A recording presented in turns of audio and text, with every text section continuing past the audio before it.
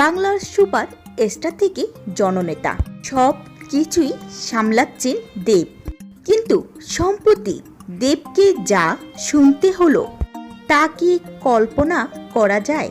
ভরা জনসভায় দেবকে লক্ষ্য করে গরু চোর গম চোর স্লোগান। শুধু কি তাই, কুরুচিকর ভাষায় করা হলো চরম অপমান। সিবিআই জেরা থেকে রাজপথের অপমান, সব কিছুর সত্যতা নিয়ে আজ আমরা বিস্তারিত আলোচনা করব। পশ্চিমবঙ্গের ঘাটাল লোকসভার কেন্দ্র থেকে যখন দেব বের হচ্ছিল, ঠিক তখনই একদল মানুষ তাকে ঘিরে এই অপমানজনক স্লোগান দিতে শুরু করেন। বিরোধীদের অভিযোগ, গরু পাচারের মামলায় দেবের নাম জড়িয়ে রয়েছে, যদিও দেব বারবার জানিয়েছেন তিনি নির্দোষ, তবুও যেন কুচ্ছা থামছে না।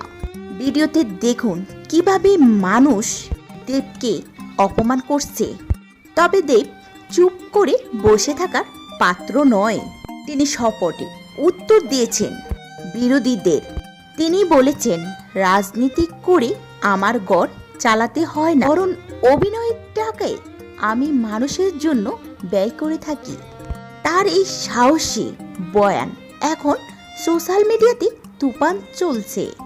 একজন শিল্পীকে রাজনীতির ময়দানে এভাবে অপমান করা বা ব্যক্তিগত আক্রমণ করা কি রুচিশীল পরিচয় দেয়? আপনি কি দেবের পাশে আছেন নাকি বিরোধীদের দাবিকে সমর্থন করেন? আপনার মূল্যবান মতামত ভিডিও কমেন্ট বক্সে অবশ্যই জানান।